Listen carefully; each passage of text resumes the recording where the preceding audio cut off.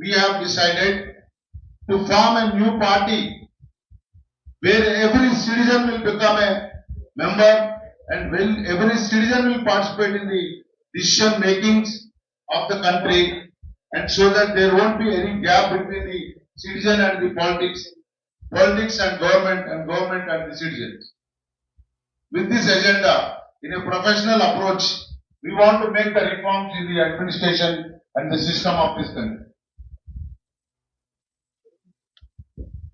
So I would like to inform each and every citizen of this country and also the journalists here that this party is mainly focusing on empowering every citizen of this country. There should be a response, respect and recognition to every citizen, so that the real value of the independence, the real value of the democracy we can see in this country. That's how I joined this team to develop together for the united and secular nation India. साथियों, बड़ा मजाक से लगता है हमारे देश में 75 साल होने जा रहे हैं देश के, और 75 सालों में भारत का निर्माण हमारी अभी तक की बात या कर नहीं पाए। एक आदमी ने किसी बात में झगड़ा किया, दूसरे ने कहा कि मैं ये नहीं होने दूंगा, उसकी सरकार बनी, उसने वही एजेंडा लागू कर दिया। नया क्रिएटिव कुछ नहीं है, सृजन कुछ नहीं है, देश के निर्माण के लिए नहीं, व्यक्ति अपने खुद के निर्माण के लिए लगा हुआ है। और सबसे बड़ा दुर्भाग्यपूर्ण क्या है कि पहले परिवारों की सरकार बनती रही, अब व्यक्तिवादी सरकार बन रही है। और हम क्या चाहते हैं अब सबके साथ मिल करके? हम ये चाहते हैं कि अब नहीं चलेगी, नहीं बनेगी व्यक्तिवादी व्यक्तियों की सरकार। अब नहीं चलेगी, नहीं बनेगी, ना बनने देंगे व्यक्तिवादी व्यक्तियों की सरकार, न परिवारवादियों की परिवारवादी विदेशी सरकार। अब बनेगी स्वदेशी, हमारी आप सबकी भारतीय स्वदेशी कांग्रेस की स्वदेशी सरकार, स्वदेशी सरकार, स्वदेशी सरकार। बोलिए, आप लोगों को चाहिए कि नहीं चाहिए अपने देश की सरकार? आप पत्रकार भाई, मैं आप ही लोगों से पूछता हूं, चाहिए ना देश की सरकार? विदेशी सरकार जिसमें विदेशी लोग शासन करें, जिसमें विदेशी पॉलिसी शासन करें। अभी हमारे देश में किसान बिल क्या था? ये विदेशियों के द्वारा लाया हुआ ही तो बिल है कि आप दो कॉर्पोरेट के हाथ में आप इसको आप कंट्रोल कर ले, और हमारा जितना यहाँ पे किसान भाई है वो अनऑर्गेनाइज हो जाए, से अनऑर्गेनाइज से ऑर्गेनाइज कर दे, उनको सडेल के जरिए कंट्रोल में कर दे। भारत देश किसी के कंट्रोल में नहीं आएगा।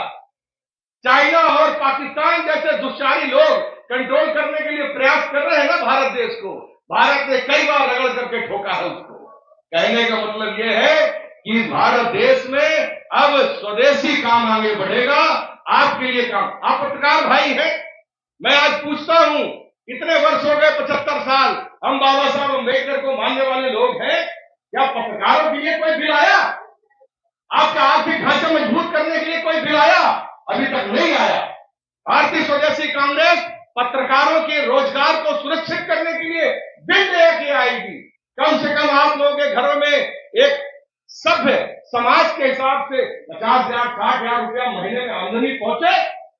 आप लोग इसके लिए, हम लोग संघर्ष करेंगे आपके लिए। बोलिए, आपको चाहिए कि नहीं चाहिए 50-60,000 रुपये कम से कम महीने में तनख्वाह? निश्चित रूप से चाहिए, ज्यादा चाहिए। हम ऐसे नहीं, हम संजय अग्रवाल हैं, हम जो कहेंगे वही करेंगे। आप ले आइए, आज तक हमने पिछले जो 30 साल पहले कहा था कि हमारी सरकार बनेगी, हम स्मार्ट गांव बनाएंगे। हम आज भी लड़ाई लड़ रहे हैं स्मार्ट गांव के लिए। हमने कहा था कि हम वृक्षारोपण करेंगे। हम गुजरात में भी जाके स्टार्टअप ग्रीन गुजरात कराए, एक वृक्षारोपण का अभियान छेड़ाए।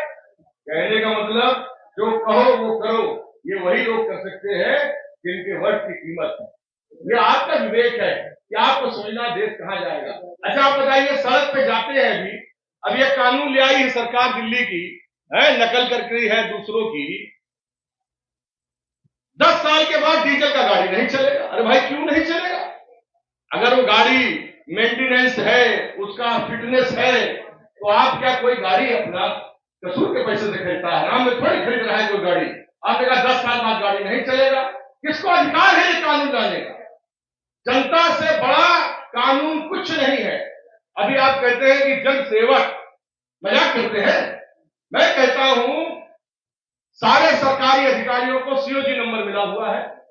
सबके लिए तय है कि भाई 3 से 5 डेली जनता की समस्या सुनेंगे। अरे जनता तो 5 बनवा के अंदर बिल्डिंगों में नहीं घुस पाती। इसको कौन सुरक्षित करेगा? गुड गवर्नेंस कौन लाएगा? उसके लिए है भारतीय स्वदेशी कांग्रेस। हम इसके लिए संघर्ष करेंगे कि प्रत्येक सरकारी आदमी 3 से 5 खुलेआम बैठ करके जनता की बात सुने, उसका निपटारा करे। नहीं करेगा तो उसके लिए भी एक गारंटी विधेयक लेके आएंगे।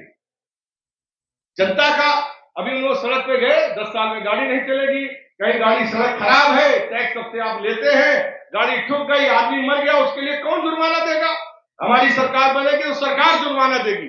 जैसे जनता से सरकार जुर्माना वसूलती है, वैसे ही जनता को के हित में सरकार को जुर्माना देना पड़ेगा। तभी तो कार्य पद्धति स्ट्रॉन्ग बनेगी। जिस आदमी की गलती से, अधिकारी की गलती से वो सड़क खराब है, जिस ठेकेदार की गलती से सड़क खराब है, तभी तो उसको सजा मिलेगी। ये सब आप लोग चाहते हैं तो हम आपके साथ हैं। जी,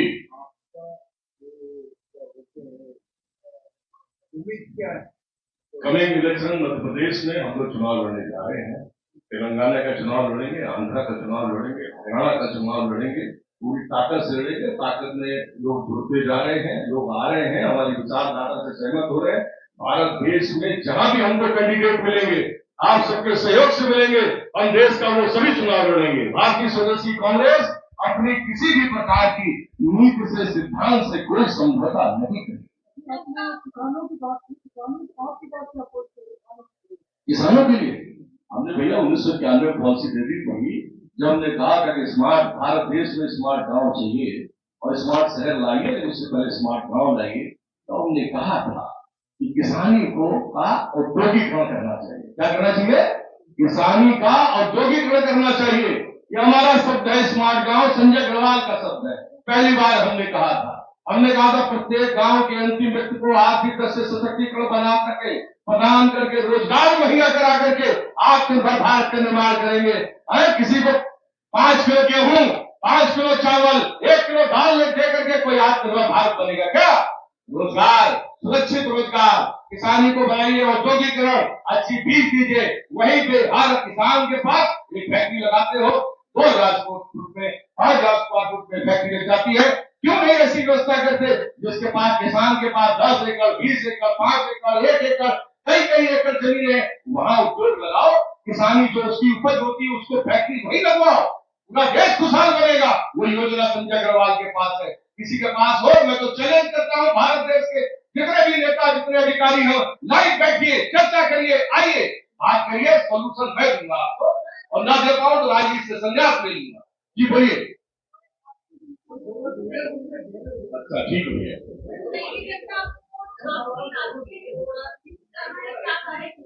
हमने अच्छा, हमारी बहन पूछ रही है राष्ट्रीय हित में हमने क्या कार्य किया, तो वैसे तो अपनी तारीफ नहीं करनी चाहिए, लेकिन कुछ कार्य बहन को बता ही देते हैं। देखिए, भारत देश में सबसे पहले जो हम बच्चे थे और पढ़ते थे, अभी 12वीं पास नहीं किए थे, तो हम बनाए थे गौ रक्षक दल। भारत देश के गाय माता को संरक्षण और संवर्धन प्रदान के लिए बनाए गौरक्षण दल, और आज कई गौशालाओं को सुरक्षित संवर्धन करते हैं। नंबर 1। नंबर 2, पर्यावरण के लिए बनाए global warming summit, Akhil Bharatiya व्यापार महासभा का उपसंगठन। उसके जरिए हमने कहा, इसी प्रेस क्लब में यहीं खड़े होकर के हमने इसकी शुरुआत की थी। पीपल का वृक्ष लगा करके हमने कहा था कि हम 20 को वृक्ष लगाने का अभियान चलाते हैं, और हमने 18 स्टेट में स्टार्टअप ग्रीन शुरू किया। सबसे पहले स्टार्टअप ग्रीन गुजरात किया, ठीक है। फिर गरीबों को देखते थे, ट्रेन से चले बचपन में तो देखा गरीब लोग खाने के लिए बैठे भीख मांग रहे हैं, देश में कोई उनके लिए सोच नहीं रहा, तो बनाए रोटी बैंक, हम संस्थापक हूं। रोटी बैंक की स्थापना की है भारत देश में। आज बड़ा खुश होते हैं, बहुत सा रोटी बैंक चल रहा है। हमें लगता है चलो हमारा मुकाम, हमारा अभियान सफल होता महसूस होगा। फिर बनाए, सुन लीजिए, एक दो चार और बता दे दीजिए। फिर लोग बोले विदेशी के लिए काम कर रहे हैं, ईस्ट इंडिया कंपनी आई, हमें कब्जा करनी थी। हमारे पिताजी के और पिताजी के लोग हमारे स्वतंत्रता संग्राम सेनानी बताते थे, हमारे नाना बाबा दादा, तो बनाए स्वदेशी संगठन, और राजीव दीक्षित जैसे महान लोग उसके साथ में जुड़ के काम किए। तो हम लोग कैसे कई 283 संगठन बना दिए, 283 आंदोलन कर दिए। आज और मौका मिलेगा तो और आंदोलन करेंगे। देश की जनता को संरक्षण और संवर्धन देने के लिए हम अपने भी जिम्मेदार समझते हैं। हम कुछ हो न हो, लेकिन जिस लायक ही करेंगे। जी बताइए। इम्पोर्ट भी और एक्सपोर्ट भी दोनों ही बड़ा हुआ है। ठीक है, तेल मंगाया जाता है थूकने के लिए, तो पेट्रोल डीजल मंगाया जाता है, भोज्य तेल भी मंगाया जाता है खाने के लिए। आप इकोनॉमी के बारे में ऐसा बोल रहे जैसे लग रहा है कि इकोनॉमी ऐसा ही आपकी इशारा से चलेगी इकोनॉमी। नहीं, हमारे सारे में तो तब चलेगी जब आप सबको चुनाव जिताएंगे, हमारी बात देश की जनता के अंतिम तक पहुंचाएंगे। अरे आप ये प्रश्न क्यों नहीं पूछते? रोज जाते हैं पत्रकार बनकर तमाम सभाओं में, पूछते क्यों नहीं कि जीएसटी लगाओ तेल के अंदर? क्यों नहीं पूछते? तो लगवाओ ना भैया, हम साथ हैं आपके। करो संघर्ष, हम भी साथ हैं। संघर्ष करना किसी राजनेता की ड्यूटी या जनसेवक की अकेले ड्यूटी नहीं है, प्रत्येक अंतिम पत्रकार की भी ड्यूटी है। हम सोच रहे हैं आपके बारे में ना, जब आपका डीएडीपी जो लगता है उसके ऊपर टैक्स लगाया गया, तो कुछ पत्रकारों ने हमको लिख करके हमारे दफ्तर में दिया कि भैया हम पत्रकार है, पहले कहते हैं तुमको वो देंगे एडवर्टीजमेंट और डीएडीपी, वो लगा दिए, ठीक है, और उसके बाद जब टैक्स लगा दिया तो लोग हमारे पास आए। हम लोग लड़ाई किए, पिछाड़ गया था, पता नहीं दोबारा लगा दिया तो हमको पता नहीं, ठीक है। तो ये संघर्ष एक दूसरे को मिलकर करना पड़ेगा, देश के लिए संघर्ष करना पड़ेगा, व्यक्ति के लिए संघर्ष नहीं करना पड़ेगा।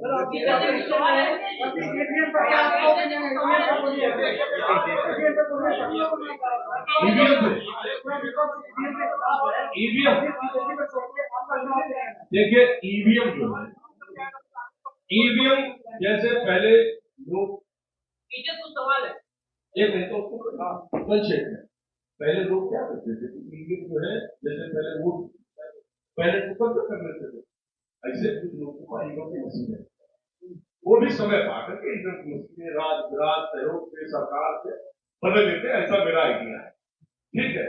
और ईवीएम में बैठकर साथियों में कोई टेक्नोलॉजिकल फेड करते ईवीएम चले, लेकिन थोड़ा सा पारदर्शिता से काम करोगे, कोई हरा नहीं पाएगा। रोजगार की बातें आपकी जो भी सरकारें आती है या आना चाहती है, वो रोजगार की बात जरूर करती है। बट अगर प्रेजेंट में देखा जाए तो रोजगार करते, जैसे आपने बोला उद्योग लगाएंगे, उद्योग लगाने के बाद जो जीएसटी चलाएंगे आप, जीएसटी से जो टैक्स आएगा आपके पास, वो सारा संसद भवन में खर्च कर देंगे आप। आपकी सरकार ने 2 साल में कब अनाउंसमेंट किया कि संसद के जितने भी खर्चे किए हैं उसको कम करके हम जनता के इसमें लगाएंगे? जब एक पार्टी ने ऐसा ऐलान किया है, क्या आपकी पार्टी ने कभी ऐलान किया? क्या आपने? अरे भाई, संसद तक पहुंचाओ तो हमारा संसद पूरा देश ठीक कोई ऐलान किया ऐसा? एक मिनट आप समझिए, आज का देश का मैक्सिमम प्रॉब्लम है संसद में ही है। हमारे अम्बेडकर जी, पूज्य अम्बेडकर जी जो कॉन्स्टिट्यूशन बनाया है, इसमें मेजर रिस्पॉन्सिबिलिटी दिया है। कॉन्स्टिट्यूशन में देश को चलाने का रिस्पॉन्सिबिलिटी संसद का है, पार्लियामेंट का है। जो लोग पार्लियामेंट में बैठते हैं उसकी जिम्मेदारी है देश को वेलफेयर बनाओ, देश को गुड गवर्नेंस बनाओ। अगर हम देखते हैं पार्लियामेंट में कभी कभी एक कॉमेडी शो भी बन जाता है पार्लियामेंट असेंबली, आप भी देख रहे, आप भी मैच देखते, तो इसको सुधारना है। पार्लियामेंट में ऐसा जैसे अभी चर्चा चल रहा है, ऐसा चर्चा चलना चाहिए। असेंबली में भी ऐसा चर्चा चलना चाहिए, टॉपिक पे चर्चा चलना चाहिए। जो एमएलए है, एमपी है, वो लोग भी इसमें इन्वॉल्व होना चाहिए। उसके लिए अच्छा लोगों को सेलेक्ट करना पब्लिक का जिम्मेदारी है। अच्छा लोगों को, कौन अच्छा कौन बुरा, ये सब देखभाल और पब्लिक को नॉलेज देने का काम आप लोग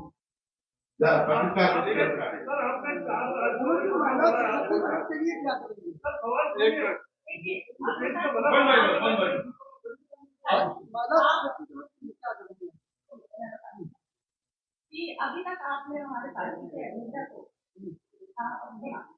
15 भी होगा क्या करते करते, लेकिन एक बहुत छोटी सी बात है कि जो सबसे बड़ा भ्रष्टाचार है मेरे हिसाब से पार्टी की विचारधारा ये है कि अगर कोई भ्रष्टाचार हमारा शुरू होता है वो राजनीतिक भ्रष्टाचार, तो सबसे पहले एजेंडा में हमारा ये शामिल है कि हम राजनीतिक भ्रष्टाचार को बिल्कुल हटा दें। हम जो अभी 2024 में इन प्रत्याशियों का चुनाव कर रहे हैं तो हम कोशिश में हैं कि वो प्रत्याशी सभी प्रत्याशी खुद सक्षम हो, पैसा नहीं दे। एक्चुअल में होता क्या है कि हमारे देश में अब ये प्रथा हो गई है कि वो जो प्रत्याशी खड़ा होके चुनाव लड़ता है उसके बाद वो जीत जाता है, आप बिठा लेते हैं उनको विधानसभा और, लेकिन उनका कार्य सिर्फ इतना रहता है 7 साल कि हम कैसे पैसे कमाएं और पैसे कमा के हम कैसे दूसरी बार चुनाव के लिए अपना टिकट खरीदें। तो ये सच है और वहीं से भ्रष्टाचार शुरू होता है। क्षेत्र का विकास बिल्कुल असंभव है, होता ही नहीं है। तो हमारी पार्टी सबसे पहले यही एजेंडा है कि हम अपने जो अभी 24 में जिसको भी इतना करेंगे उसमें ऐसे प्रत्याशी को चुनेंगे जो क्षेत्र के लिए काम करे। उसका एजेंडा क्या होगा? करप्शन की बात आ रही है कि करप्ट नेता नहीं आया अभी पार्टी में। आप पहले सुनना चाहते हैं या क्षेत्र में जो हमारे प्रत्याशी खड़े होंगे और वो उनकी समस्याओं को जानेंगे फिर एजेंडा बनाएंगे। तो कैसे करेंगे?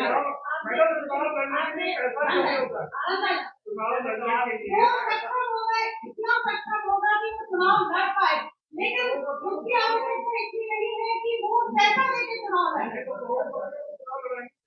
करोड़पति भी बहुत ऐसे होते हैं जो समाज सेवा कर रहे हैं लेकिन चुनाव नहीं लड़ना चाहते, क्योंकि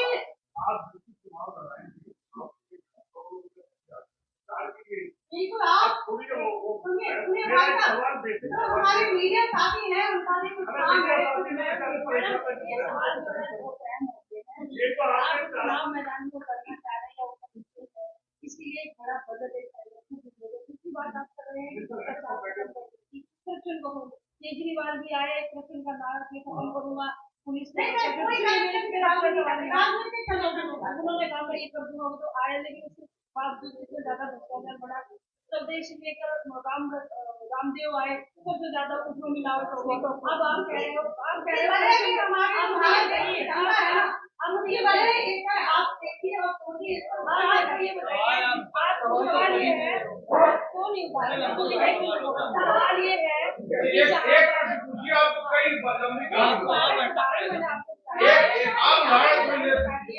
आप ये बताइए करप्शन खत्म करने का आपके पास क्या एजेंडा है, जहाँ पर एक मर्डर केस को सोल्व करने के लिए प्रशासन ही बोली लगा रहा हो कि मैं इससे अभी तक जो पार्टियां सत्ता में बैठी हैं उनमें जो कुछ भी सभी ने अच्छे से काम भी किए और कुछ नहीं कर पाए उसकी, तो हम लोग जितने भी अच्छा काम किया है उनकी अच्छी कामों को आगे बढ़ाएंगे और जो नहीं कर पाए उनसे हम सीखेंगे कि उनको क्या आवश्यकता थी किस वजह से वो नहीं कर पाए। मैडम आपने बताया कि 4 राज्यों में हमने चुनाव लड़ा, 4 नहीं 7 राज्यों में लिए भाई। आप बताओ पूछो, एक क्वेश्चन पूछो जो पूछना चाहो। ये चुनाव आए कि उसमें चले जाओ सब देख लगा कर। अरे मैं लेके थोड़ी बैठा हूँ भाई। आप ये बताएं सर, ये बताएं कि आपकी नजर में जो अभी प्रेजेंट कंटेम्परेरी सिचुएशन है कंट्री का, उस हिसाब से top most problem issue of the country, which would you consider the top most issue? Just one single. सबसे बड़ी प्रॉब्लम जो है ना वो अर्थव्यवस्था। पैसा जेब में होगा तो खुशहाली होगी, जेबें खाली होंगी गुल्लक टूटी होगी, चाहे आपकी हो चाहे इनकी हो चाहे किसी की, तो समय आपका मन भी खराब रहेगा, आपका पूरा सिस्टम खराब रहेगा, आपका पारिवारिक दृष्टिकोण भी खराब। पहले पैसे की व्यवस्था करो, देश को आर्थिक दृष्टि से मजबूत करो, उस पर चर्चा होनी चाहिए। इसीलिए मैं हमेशा अर्थव्यवस्था मजबूत करने की बात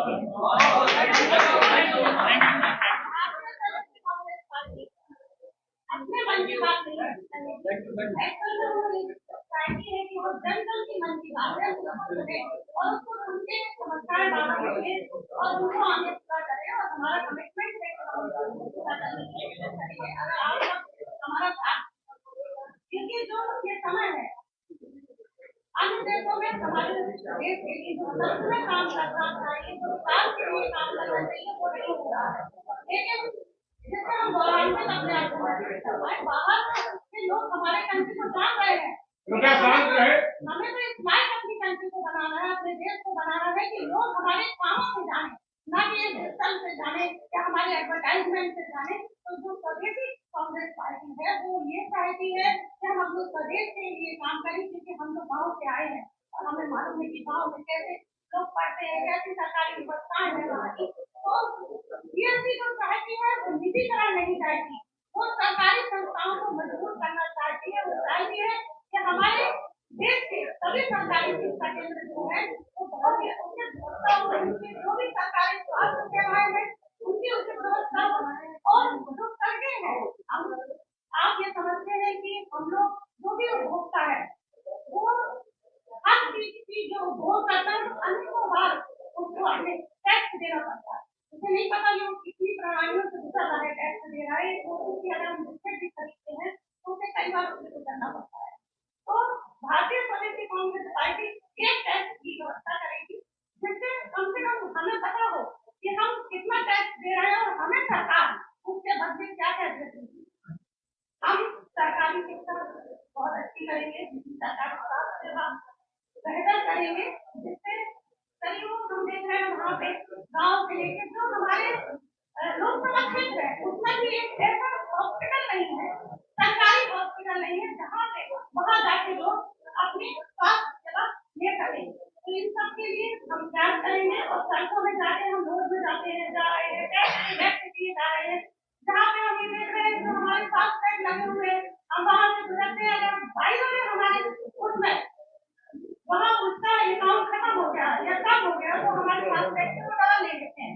लेकिन क्या ऐसी व्यवस्था है कि अगर टैक्स की मशीन खराब हो जाती है तो पुनः उसको वापस करेंगे, नहीं देते ना।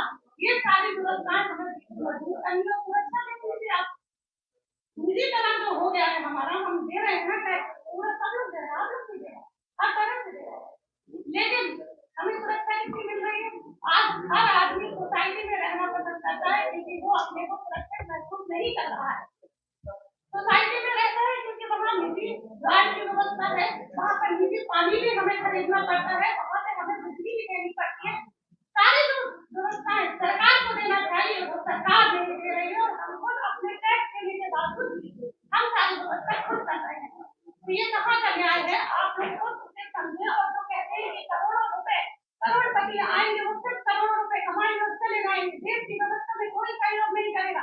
इसलिए आप सबसे हमारी विनती है कि आप सब मीडिया भाई हैं, है ना, मीडिया साथी तो हमारी आंख और कान होते हैं, हर पार्टी के आंख और कान होते हैं। अगर आप ही कमजोर हो जाएंगे, ऐसे सवाल पूछेंगे कि करोड़पति वहाँ इतने करोड़ों रुपए, बताइए चुनाव में करोड़ों रुपए कहाँ लगते हैं, कहाँ आवश्यकता है? शराब पिलाने के लिए आवश्यकता है, लोगों को खिलाने के लिए, एक दिन के लिए आप उसको खड़ा करते हैं।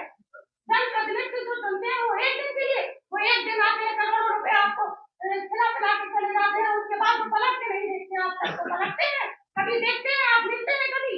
इसीलिए नहीं मिलते क्योंकि हमारी सरकारें भ्रष्टाचार से ऊपर पहुंचती है और जब वो वहां पहुंच जाते हैं तो वो कहती है कि नहीं, जब हमने इतना सबको खिलाया पिलाया तो हम अब उनको क्यों पूछे। ऐसा ना करें। अपने देश जो है स्वराष्ट्र है हमारा, बहुत ही अच्छी भावनाओं से आपस में ऐसा भाव है, इतना प्रेम है, हम सब भाइयों और बहनों में आपस की जो संस्कृति है वो इतनी अच्छी है। तो उस भाव को आगे बढ़ाइए और साथ चलिए। आप सबका साथ बहुत आवश्यक है। अगर आप सब लोग साथ देंगे और जन जन तक हमारी आवाज को पहुंचाएंगे तो मैं निश्चित तौर पर मैं कह पाऊंगी, मैं जो मेरे जो शब्द होंगे वो बिल्कुल नबीर की तरह होंगे और जो मैं कहूंगी वो करके दिखाऊंगी, ये मेरा वादा है। लोकसभा चुनाव के लिए क्या टारगेट? ये आपके पार्टी का नाम है भारतीय स्वदेशी कांग्रेस, बैकग्राउंड आपका भगवा है, मेरे दिल में ये आ रहा है कि कहीं ये बीजेपी का मीटिंग तो नहीं है। भगवा कलर जो है किसी की प्रॉपर्टी थोड़ी ना है। भगवा भगवान सूर्य से मिला है, भगवान सूर्य से भगवा मिला है। नीला रंग जो है आसमान से मिला है। अरे धरती में रहने वाले मेरे भाई, पंचतत्व से आए हो उसी में जाना है। तो ये सब वहीं से है। ये किसी पार्टी जो है भारतीय स्वदेशी कांग्रेस स्वदेशी विचारधारा की पार्टी है। ये सिर्फ आपकी हमारी पार्टी है, हमारा गठबंधन आपसे। कुछ बताइए जो उसके दिमाग में आता है। अच्छा नहीं भैया, तो उस नेगेटिविटी का होता है। नहीं ये A++ चीज है, ठीक है। ये एनपीए नहीं है जो किसी से वसूली करे, ठीक है, या किसी से लोन ले, ये एनपीए नहीं है, ठीक है। लोकसभा चुनाव के लिए क्या लोकसभा के लिए टारगेट ये है कि लोकसभा का चुनाव जो है हम लोग ज्यादा सीटों पर लड़ेंगे और चुनाव जीतेंगे।